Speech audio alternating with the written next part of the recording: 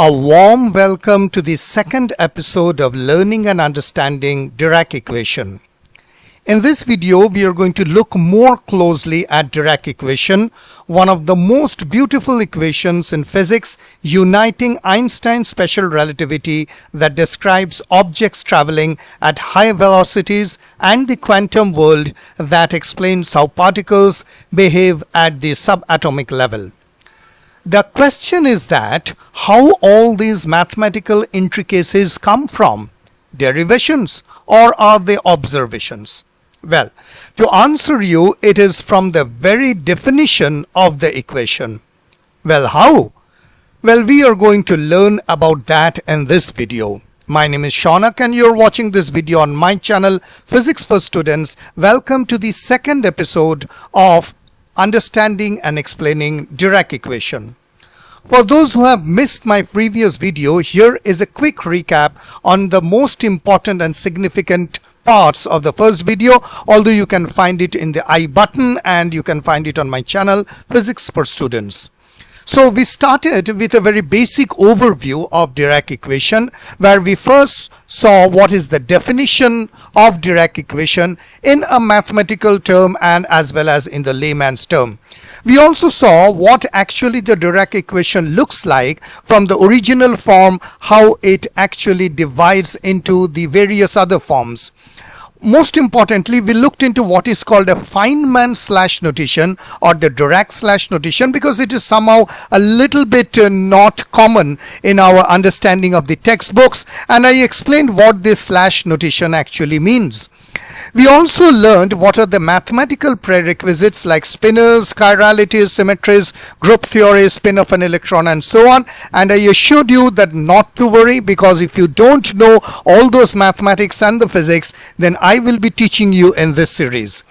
We also looked into what is a chirality and why this mathematical prerequisite is required to understand what is called the spin of a subatomic particle. We further looked into how these concepts are related, the spinors, how they relate to chirality and then to symmetry and finally leading to electron spin. Also, we understood that Dirac equation, because it unites two pillars of physics, it is a kind of a search for a theory of everything, although it is not truly a TOE, but we looked into the search of theory of everything, which includes the electroweak unification, and started with very old Isaac Newton's laws and then the need for uniting Maxwell's electricity and magnetism and special relativity with quantum mechanics. What we also found is that the need for the uniting of special relativity and quantum mechanics, because once we unite them, we can get a comprehensive theory of a kind of an understanding of science. So the motion of bodies have already been explained by special relativity, and the quantum world was dictated by quantum physics or the Schrödinger equation, and if we unite them, then we can get a better kind of an understanding of the reality. We also looked into the life of Paul Dirac, his father, his mother, who and why he was named Florence, and we also looked into his personal life. He got married with Paul and Maggot, and they got children, etc. And then he shared the Nobel Prize in Physics with Werner Heisenberg and Dirac, and then we broke down the equation literally into small parts, identifying each and every component of that equation. What is the spinor, what is that speed of light, what is the gamma matrices, and what is that covariant derivative. We also saw, most importantly, that what does it mean that if this equation leads to zero? What does it mean to be a zero, and what are the implications of that? So as we are doing the quick recap, I would like to tell that we left the equation actually over here. And this is what is called that if we see the equation, can we identify which part is special relativity and which part of quantum mechanics? We found that this psi obviously means quantum mechanics of wave function, in this case a spinor. And we also see that the speed of light in special relativity is denoted by c. We found that, well, this partial mu, it is a kind of a mixture of special theory of relativity, space-time, and the mu, which is a part of the quantum mechanics. We also saw gamma matrices is a kind of a unison of both special theory of relativity and quantum mechanics. So from here we inferred that it is not possible to identify clearly what are the aspects of special relativity and what are the aspects of quantum mechanics. It is a kind of a unification, and it has been seamlessly combined so that both the principles of physics, special relativity and quantum mechanics are interwoven in a nice manner. And because we cannot find out explicitly that which part is special relativity and which part is QM, quantum mechanics, the question lies that if this is so intricately defined in this equation, of what this equation actually tells. We are going to look into the mathematics, but before that we are going to take a closer look at the Dirac equation. And when I tell that it is a closer look, I mean to say the definition. Now hold on, for those who are watching this video, you might find that, well, what is so great about definition? But remember that a definition is truly important. In case of real analysis, etc., we often ignore a definition and hence we land into problem. So I would request you to have a close look of the English definition, not the mathematical definition, and what does it mean. And as you can see in the definition, I have highlighted and made it red, and I have increased the size of certain areas. What is a relativistic equation? What is a free form? What is half, spin half, and are massive? What is both quantum mechanics and special relativity? So what do we mean by relativistic wave equation, spin half and massive particles? What do we mean by free form, as well as I have written including electromagnetic interactions? What is the fine structure of the hydrogen spectrum, and how does it reconcile special relativity and quantum physics? Well, these are some of the things which will come up, and it will make our understanding much more clear. So a very close look at the definition reveals a lot of things, and among them the first thing that we are going to look now is what is called, what is a relativistic wave equation, coming up into the next part of the video. Now, if we understand that what is a relativistic wave equation, we can say that a relativistic wave equation is our equation that describes the behavior of quantum particles, such as electrons, that moves at close to the speed of light. So these are the particles which I have circled in red, and these are traveling close to the speed of light. So these equations take into account both quantum physics and special relativity, ensuring that they are valid when they are approaching close to the speed of light. So here is the definition, again very important for us to understand, that a relativistic wave equation is an equation that describes the behavior of particles moving at speeds close to the speed of light. So it takes those which are moving at higher velocities. Now here the question is that why do we need it? Obviously we need it to describe the quantum particles that are moving closer to the speed of light. Because earlier to this we have taken only to those particles which are not moving close to the speed of light, or we have just taken the quantum part of it. And now the question arrives that we understand that it is relativistic. Is there a non-relativistic equation? So obviously it is, and this is called the Schrödinger equation. So a non-relativistic wave equation would be something like the Schrödinger equation, which applies at low speeds. Remember, these are close to the speed of light. These are well below the speed of light. And the relativistic version is that of the Dirac equation. So is Dirac equation is the only equation that is relativistic in nature? Obviously the answer is a big no, and we are going to look into what are the other equations which are relativistic in nature. So from here what we can understand that a relativistic wave equation are taking into account those quantum particles which are traveling close to the speed of light. We need them because we need to describe and unite them with special relativity, and most importantly a non-relativistic equation is a Schrödinger equation, and Dirac equation is not only the one equation which is relativistic, there are other equations. So this completes our first part of the definition, what is a relativistic wave equation. Now the second part which tells is what is a free form including electromagnetic interaction. That means Dirac equation is valid in a free form as well as including electromagnetic interaction, and that is what we are going to look up coming up into the next part of the video. So when we call of a free form, we talk that it refers to the Dirac equation when no external forces or interaction or acting on the particle. So those black dots, imagine these are particles, and in this case the particle is free. That means it is not being influenced by electromagnetic fields, gravity, or any other force. You can think of this as there is no interaction, something which is analogous to this, that is a ball or a body which is just rolling down a hill, and it does so without any friction. That means what? That there are no forces acting on it. So the free Dirac equation describes particles like electron that is moving in empty space without any force acting on it. Now, here comes what is called the electromagnetic wave. So when particles, so let us see that those red black dot particles now starts interacting with these. So when particles interact with electromagnetic field, additional terms are added. There are certain additional terms which are added to the Dirac equation in order to describe this equation. So for example, an electron interacting with an electric or a magnetic field would be describing a modified version of a Dirac equation, and this is what we called is a minimal coupling.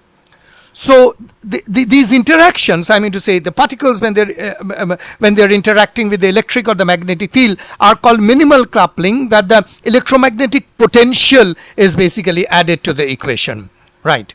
So this allows equation to describe not only for free particles but also those under the influence of electromagnetic forces.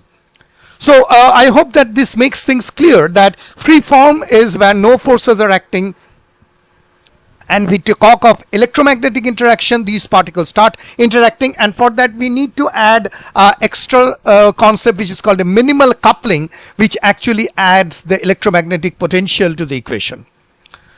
So from here what we can deduce is this: the electromagnetic interaction is a fundamental in nature and how charged particles like electrons behave.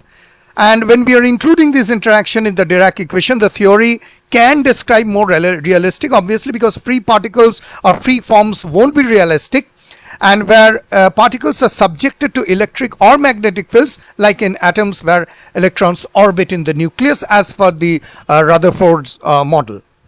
So now the question is that if you see that here I have talked about what is called a minimal coupling. After that I give you a summary. So I will go back to this and I will try to answer this question. What is actually minimal coupling? Let us see into the next part of the video. What do we mean by minimal coupling? So the concept of minimal coupling is a way to introduce the interaction of a charged particle such as an electron with an electromagnetic field into an equation in motion. Now when a charged particle interacts within an electromagnetic field, we need to modify the Dirac equation, and this is done through minimal coupling. So this is the Dirac equation, and what we are doing is that we are actually repressing this partial mu, which is called the, we have seen in the earlier video also, which is called 4 vector, or which actually describes the space-time with a capital D mu. Now what is this capital D sub mu? This is called the covariant derivative. Don't worry, if you don't understand covariant derivative, I'll give you a basic understanding of this.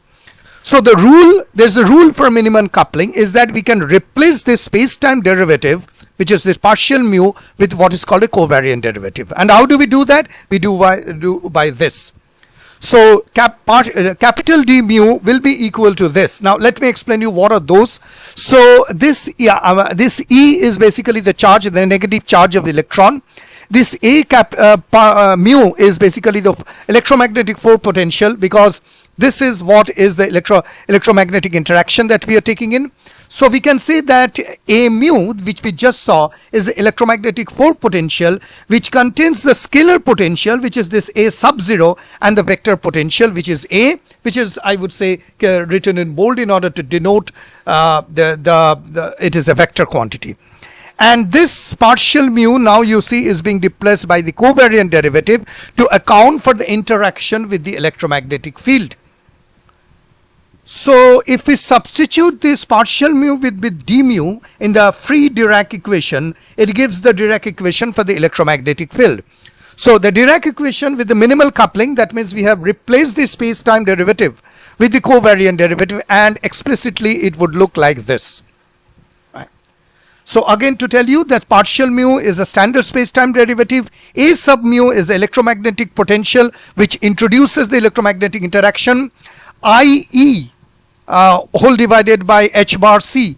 I won't say C, but H bar. This is the coupling terms that account for the strength of the interaction between the charged particle in the electromagnetic field. I will just show you in the next part. So here you can see this E, the negative electron, has started interacting with the electromagnetic 4 potential. So here is a clearer picture. This one is definitely the standard space-time derivative. This is the coupling term that accounts for the strength of the interaction between the charged particle and the electromagnetic field, and this is the electromagnetic 4 potential. So from here what we can say that the minimal coupling, that is the using that partial covariant derivative, ensures now that we have started introducing the particle which is interacting with the electromagnetic field. Now the big question that arises is that why are we at all introducing what is called a covariant derivative? Obviously this is a big question, and this is what I am going to answer in the next part of the video, why it is a covariant derivative. If you don't understand covariant derivative, I would request you to go back to my videos on general theory of relativity, where I've explained covariant derivative and covariant tensor into some of my shorts. But if you even don't understand, don't worry, because I'm going to make it super simple. Now in order to understand what is a covariant derivative, why we have introduced this, replacing the standard space-time derivative, we need to get into a concept which is called the gauge theory. So I would like to explain what is a gauge theory, most importantly what is a gauge transformation, to the next part of the video. So when we talk of gauge theory, we say that it is basically nothing but it is a kind of a translate which you can translate or shift the definition of a function and the shift of the definition of derivatives so that the underlying physics are not harmed, or I would say not changed. In this regard, I would request you that I have put it in the description box. Please go ahead and check this video of Eric Weinstein, who explains in a very easy manner what is gauge transformation. And also this video which is by Walid Ahmed, and he beautifully explains gauge invariance for dummies. I would sincerely request you to go and understand this, because again explaining gauge theory in details would be out of the scope of today's video. But these two videos are super simple, just less than 4 minutes, but you will get a very intuitive geometric understanding of what is called a gauge theory.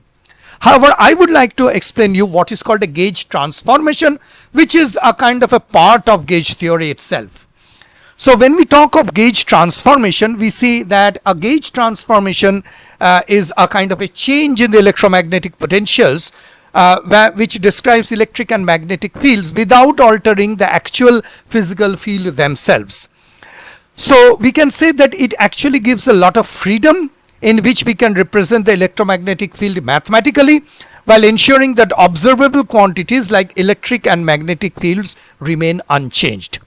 So we can say that in electromagnetism and the laws of physics remain unchanged under a gauge transformation. So a gauge transformation changes the electromagnetic potentials A mu, but leaves the physical field and the magnetic fields unchanged. So, and we can express a gauge transformation something like this, where this one lambda x is any smooth function of space-time coordinates. And remember that Dirac equation must remain consistent under this gauge transformation, because physical observables like electric and magnetic fields are invariant under these changes. So here is the Dirac equation, and this partial mu, this equation would not remain gauge invariant if we when the electromagnetic potential change. So if we keep this partial mu, which is ordinary space-time derivative, as it is, I'm trying to tell that this won't remain gauge invariant. Instead of this, if we put on this, then what will happen is that you ensure that the Dirac equation remains consistent with the gauge invariance.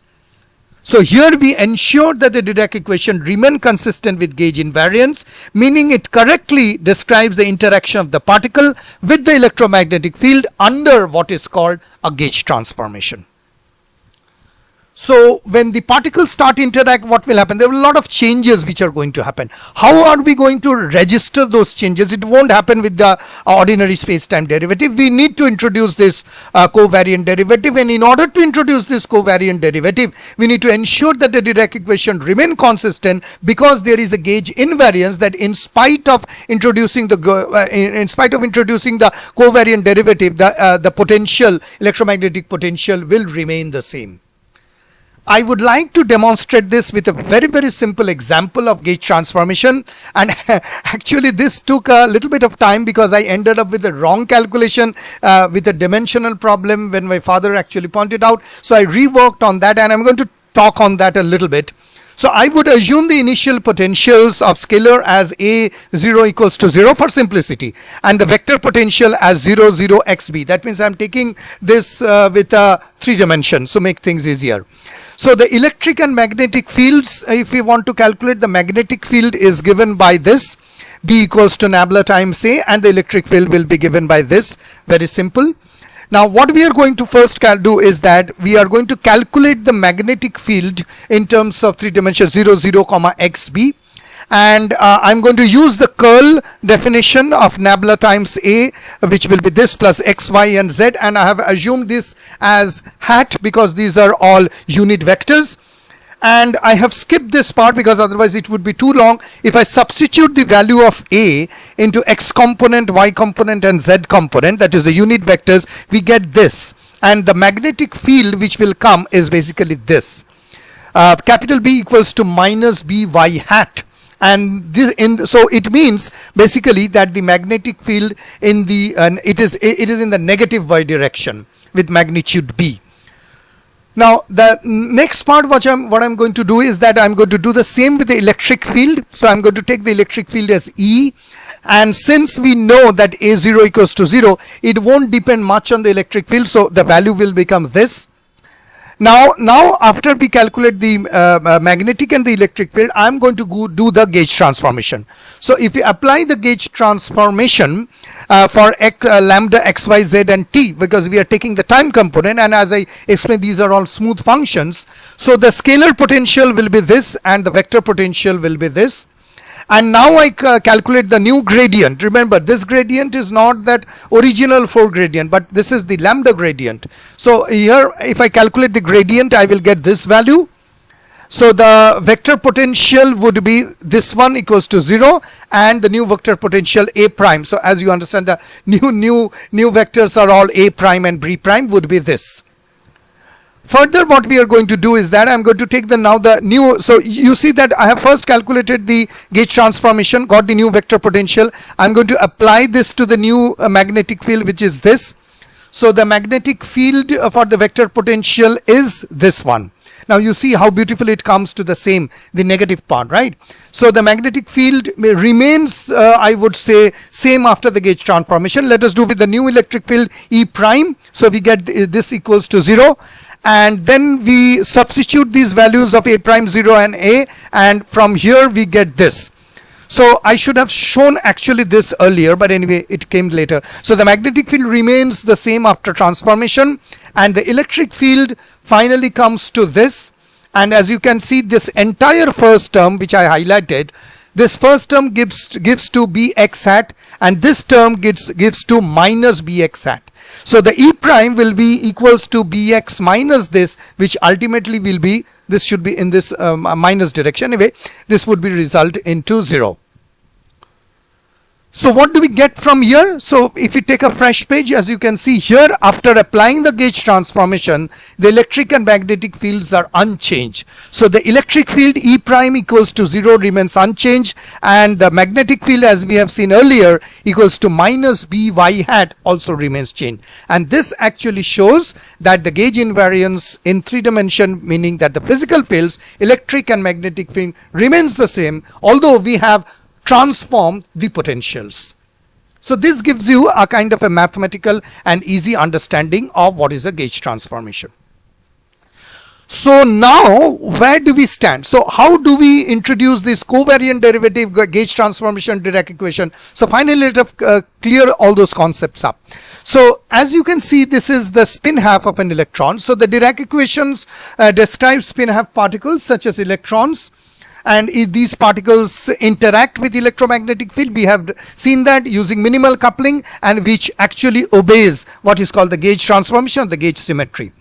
Now the gauge invariance is basically a fundamental principle in electromagnetism, meaning that the physical quantities must remain unchanged under a gauge transformation, and the A0 and A, these are the scalar and the vector potential, which ensures that the Dirac equation is electromagnetic gauge invariance. Now the minimal coupling, it actually refers to the simplest way to introduce electromagnetic interactions into a theory. So it involves modifying the derivative to include the electromagnetic potential A0 and A. And here again you can see that this one is the covariant derivative. Partial mu is the ordinary partial derivative, and A mu is representing the four potential of the electromagnetic field, and E is basically the electric or the negative charge of the electron. From here, what we also need to, we saw that gauge symmetry is the use of, here you see now we come to gauge symmetry, the use of the covariant derivative maintains gauge invariance, which is a core principle of electromagnetism, and the electromagnetism potentials can change under a gauge transformation, but the physicals will remain unchanged. And the physical interaction says the minimal coupling allows the particles to interact with electromagnetic field without adding necessary complexity. It is the simplest or minimal way, that is why we use the word minimal, to introduce the interaction between electron and electromagnetic field. So here the term, the Dirac equation, is designed to be consistent with special relativity and Lorentz transformation. And since the Dirac equation, this is very important, describes that particles moving close to the speed of light should be same under all frames of reference, that is why you use the term covariance. Right, so covariant, it is along with the transformation. So need for covariant derivative is when we include interactions with the electromagnetic field, we want to the Dirac equation to remain covariant, both with Lorentz transformation as well as with gauge transformation, ensuring that the physics does not depend on the specific choice of electromagnetic potentials. So we have seen that. So now this part is now clear, that what we called, we will revisit the definition. So what we solved is how do we place covariant derivative, gauge theory and Dirac equation. Now we come to the next part of the definition, which are called spin half particles. Now this is quite easy because spin half particles are basically nothing but electrons, and they obey the Fermi-Dirac statistics. If you see this part of the standard model, this one which I just highlighted, the green part, are the fermions. So fermions are important because they maintain the Pauli exclusion principle, and this actually explains why electrons in atoms occupy different orbitals, which gives rise to different type of elements. It has got an integer half spin, so it obeys the Pauli exclusion principle, and the ordinary matter, which are you, me and stars and planets, everything are composed of are fermions. So the matter part of the equation is taken care, because fermions are spin half particles, and this is how the Dirac equation explains. Now what about the bosons? Now bosons are not like, because they occupy what is called the the Fermi-Dirac statistics, and that is called the Bose-Einstein statistics.